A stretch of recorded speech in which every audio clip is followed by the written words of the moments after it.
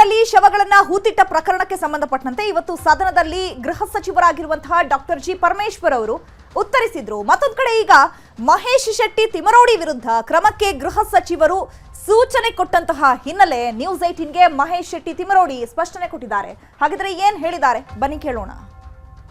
ಮಹೇಶ್ ಶೆಟ್ಟಿ ತಿಮರೋಡಿ ಇದ್ದಾರೆ. ಶೆಟ್ರೆ, ನಿಮ್ಮನ್ನ ಅರೆಸ್ಟ್ ಮಾಡ್ತಾರೆ ಅಂತ ಯಾಕೆ ಗೊತ್ತಿಲ್ಲ. ಗೃಹ ಮಂತ್ರಿಯ ಗ್ರಾಚಾರ ಮಂತ್ರಿ ಅಂತ ನನಗೆ ಗೊತ್ತಿಲ್ಲ. ಯಾಕಂತ ಹೇಳಿದ್ರೆ ಹರೀಶ್ ಪೂಂಜಾ ಕೊಟ್ಟಂತ ಹೇಳಿಕೆ ಅದು ಅವ್ರಿಗೆ ಗೊತ್ತಿರಲೇಬೇಕು. ಒಂದು ರಾಜ್ಯದ ಗೃಹ ಮಂತ್ರಿಯವರು ಅದು 2023ರಲ್ಲಿ ಕೊಟ್ಟಂತ ಸ್ಟೇಟ್ಮೆಂಟ್. ಯಾರು ಕೊಟ್ಟ ಸ್ಟೇಟ್ಮೆಂಟ್? ಹರೀಶ್ ಪೂಂಜಾ ಕೊಟ್ಟಂತ ಸ್ಟೇಟ್ಮೆಂಟ್. ಹರೀಶ್ ಪೂಂಜಾ ಯಾರು?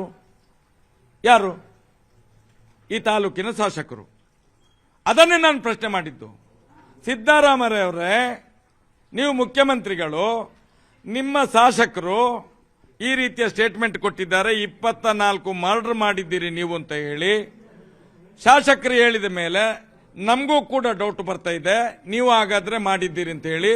ಇಲ್ಲದಿದ್ರೆ ಶಾಸಕರನ್ನು ತೆಗೆದು ಒಳಗೆ ಹಾಕಬೇಕು, ಇಲ್ಲಾದ್ರೆ ಅಮಾನತು ಮಾಡಬೇಕು, ಇಲ್ಲಾದ್ರೆ ನಿಮ್ಮ ತಲೆದಂಡ ಆಗಬೇಕು. ಅದರಲ್ಲಿ ಏನ್ ತಪ್ಪಿದೆ? ಶಾಸಕರು ಹೇಳಿದ್ದನ್ನೇ ನಾನು ಹೇಳಿದ್ದು, ಶಾಸಕರಲ್ಲಿ ಹೇಳಿದ್ದು. ಅವರನ್ನೀಗೇನ್ ಮಾಡಿದ್ರು ಇವರು? ಈ ಬಿಜೆಪಿಯವರು ಅವತ್ತು ಸತ್ತಿದ್ರಾ? ಅವತ್ತು ಕಾಂಗ್ರೆಸ್ನವರು ಕೇಸ್ ಮಾಡಿದ್ರಲ್ಲ ಇದೇ ಹರೀಶ್ ಪೂಂಜಾನ ಮೇಲೆ.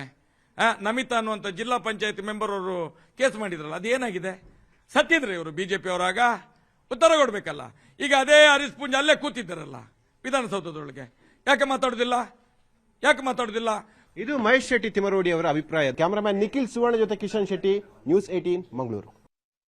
ಸದನದಲ್ಲಿ ಆ ಒಂದು ಫೇಕ್ ನ್ಯೂಸ್ ಅನ್ನ ಕಟ್ ಎಡಿಟ್ ಪೇಸ್ಟ್ ಮಾಡಿದಂತ ವಿಡಿಯೋ ಇಟ್ಕೊಂಡು ಸದನದಲ್ಲಿ ಚರ್ಚೆ ಮಾಡ್ತಾರಂತ ಹೇಳಿದ್ರೆ ನಮ್ಮ ಆಗ್ರಹ ಯಾರ್ಯಾರು ಮಾತಾಡ್ತಾ ಇದಾರಲ್ಲ ಆರ್ ಅಶೋಕ್, ಸುರೇಶ್ ಕುಮಾರ್ ಮತ್ತು ಸದನ ಹೊರಗಡೆ ಡಿ.ಕೆ. ಶಿವಕುಮಾರ್ ಹೇಳಿದ್ದಾರೆ, ಅವ್ರ ಮೇಲೇನು ಕೂಡ ಕ್ರಮವನ್ನ ಕೈಗೊಳ್ಳಬೇಕಾಗುತ್ತೆ.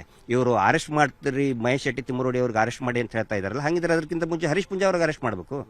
ಹರೀಶ್ ಪೂಂಜಾ ಅವ್ರು ಹೇಳಿದ್ದದನ್ನ ಹರೀಶ್ ಪೂಂಜಾ ಅವರು ಹಂಗಿದ್ರೆ ಅರೆಸ್ಟ್ ಮಾಡಿಸ್ತಾರೆ ಇವರು, ಸುರೇಶ್ ಕುಮಾರ್ ಅವರು, ಆರ್ ಅಶೋಕ್ ಅವರು. ಅದನ್ನ ಉತ್ತರ ಕೊಡ್ಲಿ. ಒಟ್ಟಾರೆಯಾಗಿ ಪರಮೇಶ್ವರ್ ಅವರು ಏನ್ ಹೇಳಿದ್ರು, ತಿಮರೋಡಿ ಅವರು ಕೊಟ್ಟಿರುವಂತಹ ಹೇಳಿಕೆ ಹಿನ್ನೆಲೆಯಲ್ಲಿ ಅವರನ್ನ ಬಂಧಿಸಬೇಕು, ತನಿಖೆಗೆ ಒಳಪಡಿಸಬೇಕು ಅನ್ನುವಂತಹ ನಿಟ್ಟಿನಲ್ಲಿ ಸ್ಟೇಟ್ಮೆಂಟ್ ಅನ್ನ ಕೊಟ್ಟರು. ಸೂಚನೆ ಕೊಟ್ಟಂತಹ ಹಿನ್ನೆಲೆ ನ್ಯೂಸ್ 18ಗೆ ಈಗ ಸ್ವತಃ ಮಹೇಶ್ ಶೆಟ್ಟಿ ತಿಮರೋಡಿ ಅವರೇ ಸ್ಪಷ್ಟನೆ ಕೊಟ್ಟಿದ್ದಾರೆ. ಅದು ನಾನ್ ಕೊಟ್ಟಿರುವಂತಹ ಸ್ಟೇಟ್ಮೆಂಟ್ ಅಲ್ಲ. 2023ರಲ್ಲಿ ಶಾಸಕರಾಗಿರುವಂತಹ ಹರೀಶ್ ಪೂಂಜಾ ಅವರು ಆ ಸ್ಟೇಟ್ಮೆಂಟ್ ಅನ್ನ ಕೊಟ್ಟಿರೋದು. ಅದನ್ನ ನಾನು ಮರು ಸ್ಟೇಟ್ಮೆಂಟ್ ಹೇಳಿದ್ದೀನಿ ಅಷ್ಟೇ. ಅವರನ್ನ ಯಾಕೆ ತಲೆದಂಡ ಮಾಡಿಲ್ಲ, ನಮ್ಮನ್ನ ಯಾಕೆ ನೀವು ಅರೆಸ್ಟ್ ಮಾಡ್ತೀರಾ ಅಂತ ಹೇಳಿ ನಾನು ಅವರಿಗೆ ಮರು ಪ್ರಶ್ನೆಯನ್ನ ಹಾಕಿದ್ದೀನಿ. ಇದಕ್ಕೆ ನನ್ನನ್ನು ಅರೆಸ್ಟ್ ಮಾಡ್ತಾರೆ ಅಂತ ಅಂದ್ರೆ ಮೊದಲಿಗೆ ಹಾಗಿದ್ರೆ ಈ ಸ್ಟೇಟ್ಮೆಂಟ್ ಕೊಟ್ಟಂತಹ ಹರೀಶ್ ಪೂಂಜಾ ಅವರನ್ನ ಅವರು ಅರೆಸ್ಟ್ ಮಾಡಬೇಕು ಅಂತ ಹೇಳಿ ಸ್ಪಷ್ಟನೆ ಕೊಟ್ಟಿದ್ದಾರೆ. ಹಳೆ ಸ್ಟೇಟ್ಮೆಂಟ್ ಅನ್ನ ಇಟ್ಕೊಂಡು ಈಗ ನನ್ನ ಮೇಲೆ ಆರೋಪ ಮಾಡ್ತಾ ಇದ್ದಾರೆ ಅಂತ ಹೇಳಿ ಮಹೇಶ್ ಶೆಟ್ಟಿ ತಿಮರೋಡಿ ಈ ಸಂದರ್ಭದಲ್ಲಿ ಸ್ಪಷ್ಟನೆಯನ್ನ ಕೊಟ್ಟಿದ್ದಾರೆ. ಸಾರ್ವಜನಿಕ ಸಭೆಯಲ್ಲೇ ಹರೀಶ್ ಪೂಂಜಾ ಅವರು ಹೇಳಿಕೆಯನ್ನ ಕೊಟ್ಟಿದ್ರು. ಸಿದ್ದರಾಮಯ್ಯ 22 ಕೊಲೆ ಮಾಡಿದ್ದಾರೆ ಅಂತ ಹರೀಶ್ ಪೂಂಜಾ ಅವರೇ ಹೇಳಿಕೆ ಕೊಟ್ಟಿದ್ರು. ಅದಾದ ಮೇಲೆ ನಾನು ಆ ಸ್ಟೇಟ್ಮೆಂಟ್ ಅನ್ನ ಮರು ಬಳಕೆ ಮಾಡ್ಕೊಂಡಿದ್ದೀನಿ, ಹೇಳಿದ್ದೀನಿ. ಹೌದಾ, ನಿಜಾನಾ ಅಂತ ಹೇಳಿದ ಮೇಲೆ ಇದು ನಿಜಾನೋ ಇಲ್ವೋ ಅನ್ನುವಂತಹ ಡೌಟ್ ಕೂಡ ನಮಗ್ ಬಂತು. ಹಾಗಿದ್ರೆ ಸಿದ್ದರಾಮಯ್ಯನವರು ಯಾಕಾಗಿ ಬೆಳ್ತಂಗಡಿ ಬಿಜೆಪಿ ಶಾಸಕ ಹರೀಶ್ ಪೂಂಜಾ ಅವರ ತಲೆದಂಡ ಮಾಡಲಿಲ್ಲ ಅಂತ ಪ್ರಶ್ನೆ ಕೇಳಿದ್ದಾರೆ.